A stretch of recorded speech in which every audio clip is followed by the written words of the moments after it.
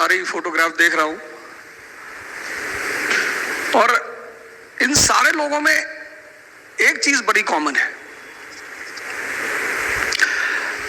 अगर मैं शुरू करूं डॉक्टर B.R. अम्बेडकर से, तो जमीन से लेकर आसमान तक का फासला उन्होंने तय किया।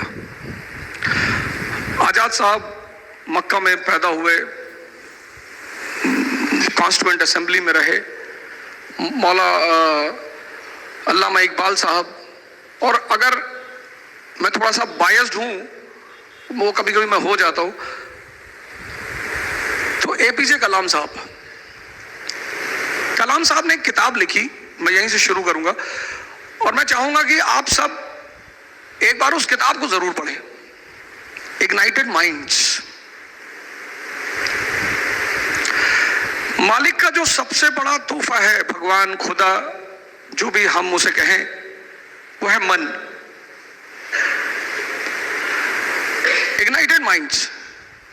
कलाम साहब किसी जमाने में एक पेपर वेंडर हुआ करते थे, अखबार बेचते थे, और अखबार बेचते बेचते प्रेसिडेंट ऑफ इंडिया हो गए। उनकी जो सबसे बड़ी बात जिसने मुझे बहुत प्रभावित किया, बहुत ज्यादा, मतलब पढ़ने के बाद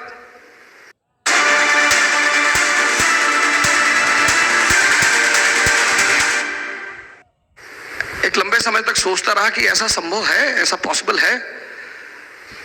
हो सकता है आपको पता हो, कलाम साहब अपनी शादी की डेट भूल गए।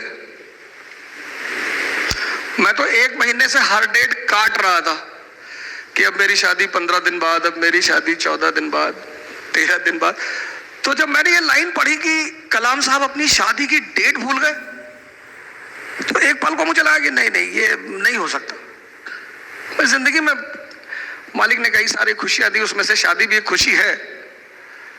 अब कल आप शादी के बाद डिसाइड करोगे है या नहीं, लेकिन मैं तो यही कहूंगा कि बिल्कुल शादी एक खुशी है। अब सवाल यह है कि इतने बड़े सारे लोग जो हम, जिनकी फोटोग्राफ हमारे चारों तरफ लगी है, इनमें कॉमन क्या है? तो मैं आपको एक कहानी सुनाता हूं मुगल पीरियड की। अकबर के दरबार में पंडित महेश दास, जो बाद में बीरबल के नाम से बड़े फेमस हुए। अब इस कहानी में, ये कहानी जो मैं आपसे कहने जा रहा हूं, ये भारत की एक संस्कृति है। हमने फिलॉसफी को कभी फिलॉसफी की तरह नहीं लिखा, ये हमारी बहुत बड़ी खासियत है भारत की। हमने फिलॉसफी को, जिसको आप दर्शन कहते हो, हमने उसे कहानी के रूप में लिखा। क्यों? क्योंकि कहानी सबसे सरल माध्यम है किसी भी मैसेज को समझने का। हर कहानी में एक मैसेज है। आप मूवी देखते हो मुन्ना भाई MBBS, supreme court of India ने उस मूवी से इतने सारे मैसेज लिए। पहला मैसेज, उस मूवी के पहले अगर किसी व्यक्ति का एक्सीडेंट होता था तो लोग हॉस्पिटल ले जाने से डरते थे। पुलिस सवाल करेगी, मेरा परिवार फंसेगा, मैं क्यों ले जाऊं। लेकिन उस मूवी से सुप्रीम कोर्ट ने यह मैसेज लिया कि नहीं, जब भी कोई घायल आदमी हॉस्पिटल जाता है तो हॉस्पिटल उसे पहले एडमिट करेगा और जो व्यक्ति लेकर जाएगा उससे कोई सवाल जवाब नहीं किया जाएगा। पढ़ना जो है ना, पढ़ना एक अधूरा शब्द है। पढ़ने के साथ है समझना।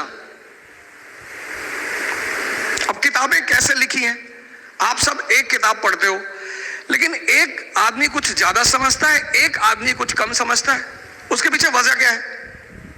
पहली इंपॉर्टेंट बात, आप में से बहुत सारे लोग कहेंगे साहब हम बहुत पढ़ते हैं, हमको रिजल्ट नहीं मिलता। साहब मैं मानता हूं नहीं मिलता हो। किताबें जो हैं वो सीधी लाइन में लिखी गई, ऐसे सारी किताबें, बाइबल, गीता, कुरान, सारी ऐसे सीधी लाइन में। अब मालिक ने क्या कहा हमसे कि किताबें तो लिखी है सीधी लाइन में, अगर तुम्हारे में समझ है तो इन लाइनों को जोड़ो।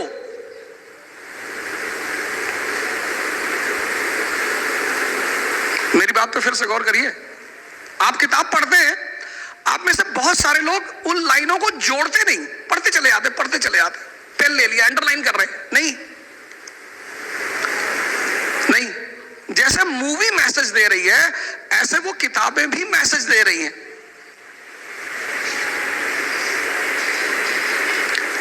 अब जब आप लाइनों को जोड़ोगे, अब लाइनें सीधी लाइन में है, अब आप लाइनों को जोड़ोगे, उन जोड़ने के लिए रुकना पड़ेगा। You have to stop। इसलिए हमने कहा अध्ययन मनन, पढ़ो और सोचो। तो जैसे आपने वो लाइन जोड़ोगे तो फिर आपको दोनों लाइन के बीच का संबंध समझ में आएगा। तो मैं अपनी कहानी पर आता हूं और इस कहानी की मैसेज को देखिए कि कहानी आपसे कहना क्या चाहती। किसी भी चीज को सिर्फ किताब पढ़ने से कोई राजा नहीं बनता। दुनिया में एग्जीक्यूटिव का एग्जाम होता है, सैफिन साहब आपके सामने। जुडिशरी का एग्जाम होता है। पूरी दुनिया में कहीं भी लेजिस्लेचर के लिए कोई एग्जाम नहीं होता। मेंबर ऑफ पार्लियामेंट बनने के लिए किसी परीक्षा को देने की जरूरत नहीं है। मेंबर ऑफ लेजिस्लेटिव असेंबली बनने के लिए किसी एग्जाम को देने की जरूरत नहीं है। क्यों? क्योंकि जो राजशाही है, किंगशिप, वो समझदारी पे डिपेंड करती है, आपकी अंडरस्टैंडिंग। अकबर, अब जो भी दिल्ली में बैठेगा उसको गुजरात जाना है। सैफिन साहब गुजरात से हैं हमारे, और गुजरात कनेक्ट करता है हिंदुस्तान को कहां से? सेंट्रल एशिया से, ईरान से। गुजरात हमको कनेक्ट करता है कहां से? वेस्ट एशिया से, सऊदी अरेबिया से। सऊदी अरेबिया का पुराना नाम है हिजाज। तो दिल्ली के आदमी को गुजरात जाना है। अब जाएगा किधर से? राजस्थान हो गए। राजस्थान क्या है? डेजर्ट। और मनुष्य की जो प्रवृत्ति है, नेचर, वो उसकी ज्योग्राफी से इन्फ्लुएंस होती है। जैसे यूपी बिहार का आदमी थोड़ा सा दिमाग से बहुत तेज होगा, काम कम करेगा, फर्टाइल जमीन है, बड़े आप तोहफे दिए मालिक ने, काम करना ही नहीं। लेकिन राजस्थान का आदमी से 10 किलोमीटर से पानी लेकर आना है, फिजिकली बड़ा स्ट्रांग होगा वो। तो जब फिजिकली स्ट्रांग होगा तो कॉन्फिडेंस होगा। अब आपकी हाइट 6 फीट है और आपका वेट है 200 केजी, और आप रेलवे का टिकट खरीदने गए, स्टेशन पे लाइन लगी है, मेरे जैसे 4-4 फीट के लोग खड़े हैं 20-20 केजी के। अब आप सबसे आगे जाके खड़े हो गए क्योंकि आपकी हाइट तो 6.5 फीट और वेट 200 केजी। आप आगे जाके खड़े हो गए। अब हम लोग पीछे खड़े हो गए, सर झुका के बुदबुदा रहे हैं कि भाई साहब दुनिया में कोई कानून नहीं, बदतमीजी देखिए आगे जाके। अब हम कुछ बोल नहीं पा रहे हैं हमको, क्योंकि हमें पता है कि अगर एक ने बोला और मारा इसने और पीछे से कोई नहीं बोला तो हम तो गए। राजस्थान जो है ना, अफगानिस्तान, पठार अफगानी बॉर्न वॉरियर, अमेरिका ने सर झुका दिया तालिबान के सामने। अभी की घटना आपने 6-7 दिन पहले न्यूज़पेपर में पढ़ा होगा। अफगानियों को हरा ही नहीं पाया। क्यों? नेचर से लड़ते, टेरेन, ज्योग्राफी। दक्कन जहां बैठे हो, पूना, मुगल, मराठों को हरा ही नहीं पाए। टेरेन, वो यूपी बिहार का सिपाही यहां आता था, अब वो प्लेन का रहने वाला आदमी, और यहां की ज्योग्राफी बड़ी डिफरेंट, टफ। अब वो मराठी निकला पहाड़ के बीच से, एक हाथ मारा यूपी के आदमी को, फिर पहाड़ के अंदर। अब वो यूपी का आदमी ढूंढ रहा है कि भैया कहां गया। वो यूपी की फौज यहां लड़ नहीं पाई। सवाल ताकत का नहीं था, सवाल ज्योग्राफी का है। अब अकबर को गुजरात जाना है, अब बीच में राजस्थान, और राजपूत तलवार लेके खड़े हैं कि पहले हमसे लड़ो। तो अकबर ने बीरबल से कहा कि यार क्या चाहिए इनको, ये क्यों परेशान करते भाई। बोले सरकार इनको कुछ नहीं चाहिए, इनको 2 चीज चाहिए। एक इज्जत चाहिए, इज्जत सम्मान। हाँ बोले दे दो। बोरे में भर के दे दो, बोरा ले आओ और खूब सम्मान भर के दे दो। भाई सम्मान किसी को देने में कौन सा पैसा खर्चा होता है? और दुनिया में लोग वो काम करते भी डरते जिसमें पैसा नहीं खर्चा होता। सम्मान क्या दे दो सम्मान। बोला दूसरा क्या चाहिए? बोले दूसरा साहब ये लड़ना चाहते हैं। अरे बोले बहुत अच्छा यार, इनको अपॉइंट करो, गवर्नर बनाओ काबुल का। तो मान सिंह कहां के गवर्नर? काबुल के। अब एक खतरनाक अफगानी और दूसरा खतरनाक राजपूत दोनों लड़ रहे हैं। अकबर दरबार में बैठा हुआ है, अनारकली डांस कर रही, बहारें आज पैगाम में मोहब्बत लेके आई। इसको बोलते हैं समझ।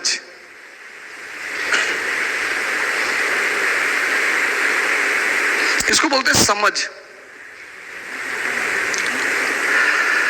और जिसको भी मालिक ने समझदारी दी, ईमान दिया, उसको तो उसने पता नहीं कहां से कहां पहुंचा दिया। तो पंडित महेश दास अकबर के दरबार में आए, बाद में बीरबल बने। तो अकबर के दरबारियों को बहुत बुरा लगा। कह रहे हम लोग शाही खानदान के लोग, ये आम आदमी इसको कहां से उठा लाए? ये नहीं बैठेगा दरबार में। आज तो कंपटीशन है ना, आज तो डेमोक्रेसी है, कंपटीशन है। आप कहीं से भी हो, डेमोक्रेसी कहती है टैलेंट है आगे आओ। आपने कहा साहब हम महाराष्ट्र से, हम बिहार से। अरे उसने कहा ये सब मत बोलो, टैलेंट है, सैफिन हसन हो, हाँ आगे आओ, नहीं है पीछे हो जाओ। ये मत बताओ हम राजपूत हैं, हम पठान हैं, हम ये ना, टैलेंट है साबित करो और आगे आओ। तो जब महेश दास को अकबर ने कहा कि हम अपने दरबार में लेंगे, दरबारियों ने बड़ा विरोध किया। यार है बिल्कुल नहीं। अकबर को पता था कि आदमी बड़ा काबिल है ये। तो अकबर ने कहा कोई रास्ता तो निकालो यार, कोई कंडीशन तो रखो। तो एक बड़े आलिम बैठे हुए थे, मुल्ला दो प्याजा, बड़े पढ़े लिखे आलिम टाइप के आदमी। उन्होंने कहा शहंशाह एक ही शर्त है, हम अकबर को एक ही शर्त पे अंदर आने, इसको महेश को एक ही शर्त पे अंदर आने देंगे। अकबर ने कहा क्या? बोले अगर ये मेरे सवाल का जवाब दे दे हम इसे बुला ले अंदर। अकबर ने देखा महेश दास की तरफ, बोले शर्त मंजूर है? बोले हाँ साहब मंजूर है। तो अकबर ने कहा कि मौलाना साहब पूछिए। तो मौलाना साहब ने महेश दास से कहा कि बताओ मेरे मन में क्या चल रहा है। अब मैं कैसे बताऊं तुम्हारे मन में क्या चल रहा है?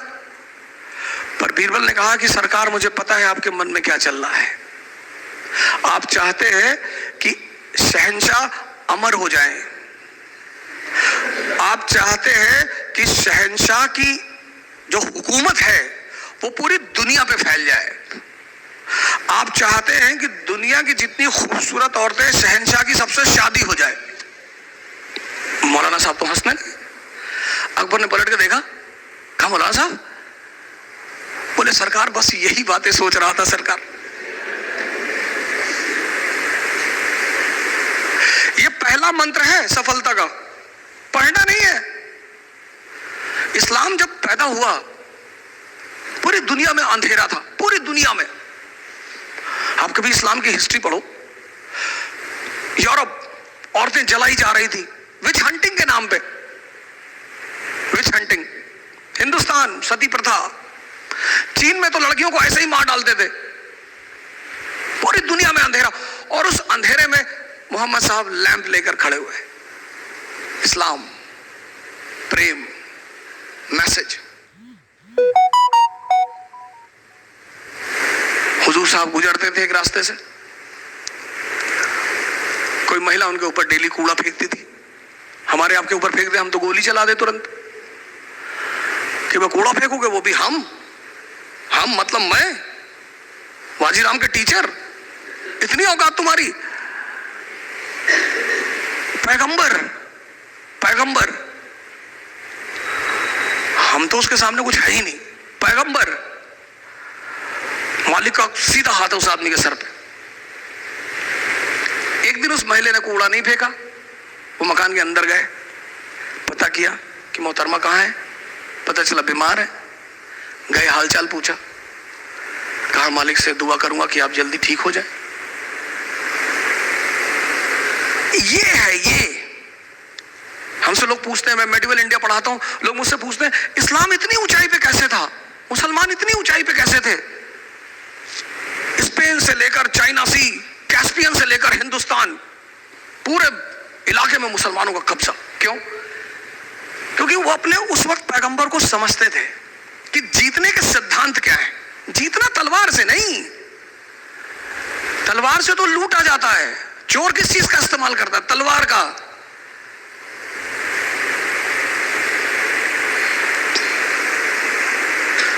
ये मैसेज है, मैसेज। इकरा शब्द फैजल साहब ने लिया कि सर हम तो अपनी इंस्टीट्यूट का नाम इकरा रखेंगे। मैंने कहा बिल्कुल। मैंने कहा, इन्होंने मुझसे पूछा कि हम इंस्टीट्यूट का नाम क्या रखें, हमने कहा इकरा रखो, बड़ा अंधेरा है दुनिया में। इकरा मतलब पढ़ो। आज सबसे ज्यादा एजुकेशन में हिंदुस्तान में कौन पिछड़ा? मुसलमान। पैगंबर हमारा कह रहा है, हमारा, वो हम सब के पैगंबर है, किसी खास विशेष के नहीं है। वो कहता पढ़ो, समझो। तैफ शहर का नाम सुना होगा, काफी लोग बैठे हो। तैफ, वहां के लोग हुजूर साहब को पत्थर मारते थे, गाली देते थे। अब हमको कोई यहां गाली दे, और सैफिर यहाँ के कमिश्नर है, धौले साहब आईजी है, तो मैं तो जाके इनसे कहूंगा कि सब एनकाउंटर करवा दो, मरवा डालो इनको, ये हमको गाली दे रहे सब। जिब्राइल साहब ने हुजूर साहब से कहा कि कहो तो, तैफ शहर दो पहाड़ों के बीच में है, तो उन्होंने हुजूर साहब से कहा कि कहो तो दबा दूं। अरे बोले नहीं, जाने दो। ये लोग ये जो मुझे पत्थर मार रहे ना, किसी दिन यही हमारे पैरोकार होंगे। मैसेज। आप पढ़ते को स्ट्रेस लेकर पढ़ना है मुझे नहीं, समझना है।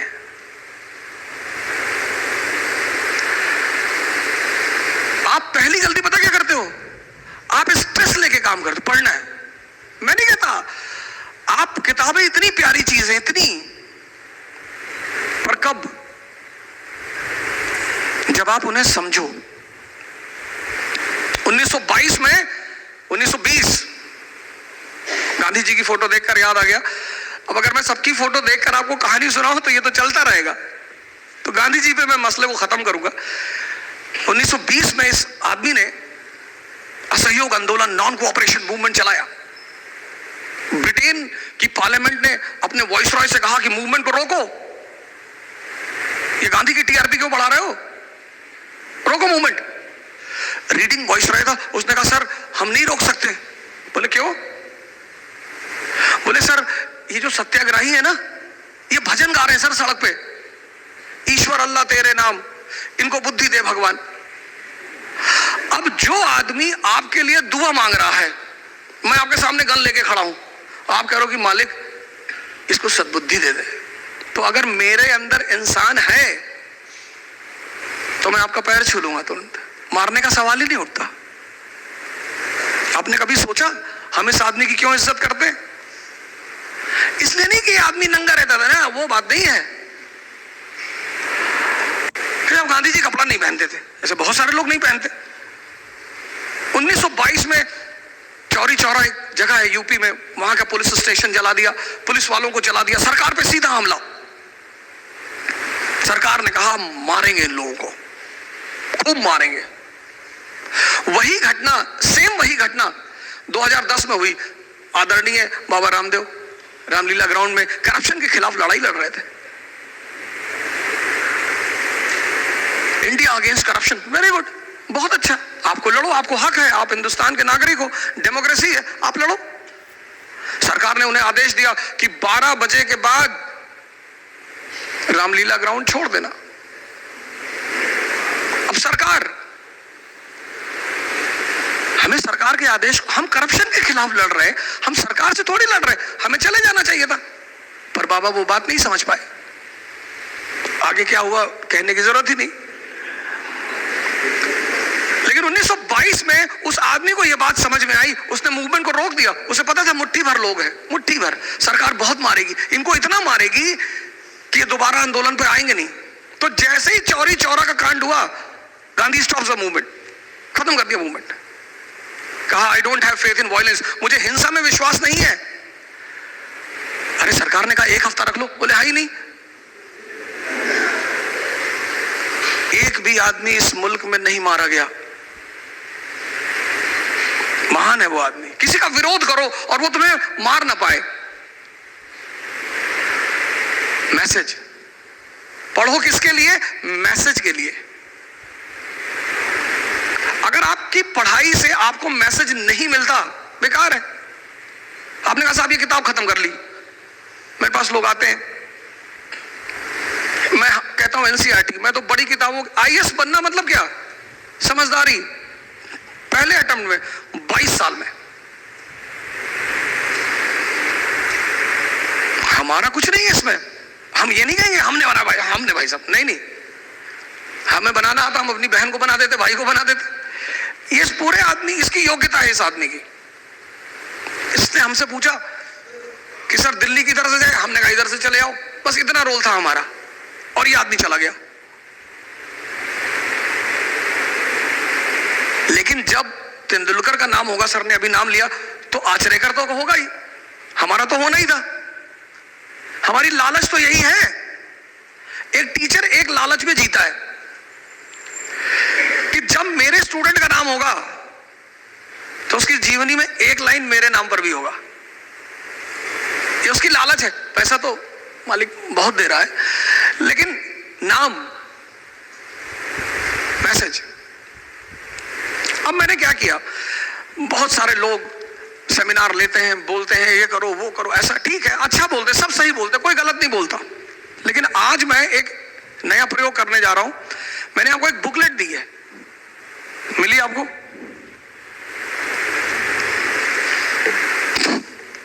इस बुकलेट को आप पढ़ेंगे,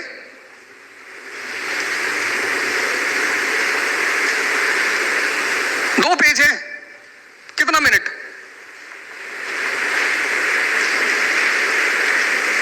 एक बार लालू जी ने कहा था, मैं बड़ा सम्मान करता हूं, बहुत ही काबिल नेता है इस मुल्क के, उन्होंने कहा कि बच्चों को नकल करने की अनुमति दी जानी चाहिए। सरकार ने कहा क्यों? बोले उसके लिए भी अकल चाहिए।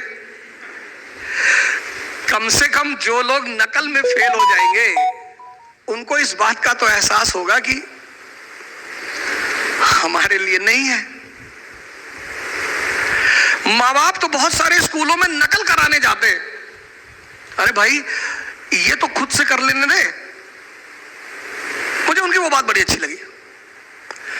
आईएएस बनना बहुत आसान, लेकिन चुनौतीपूर्ण, चैलेंजिंग। कठिन नहीं कह रहा हूं मैं, कठिन कह दूं तो फिर तो खेल ही खत्म हो जाए। आसान। आईएएस बनना बहुत आसान, लेकिन चुनौतीपूर्ण, चैलेंज। 2 पेज मैंने आपको दिया, 10 मिनट में खत्म करिए इसे। 10 मिनट से ज्यादा नहीं लेंगे आप, आराम से पढ़िएगा, धीरे धीरे वो लाइन जोड़िएगा, सिर्फ पढ़िएगा मत, जोड़ते चलिएगा। और फिर 12 क्वेश्चन मैंने दिए, वो 12 क्वेश्चन करिए ऑन द स्पॉट। और मैं आपसे कह रहा हूं, आज मैं आपको एक ऐसा फॉर्मूला बता के जा रहा हूं कि ये प्रीलिम्स अगर आप देंगे इस फॉर्मूले पे, तो मालिक ने चाहा तो आप मेंस लिखेंगे। बस 10 मिनट का टाइम दीजिए।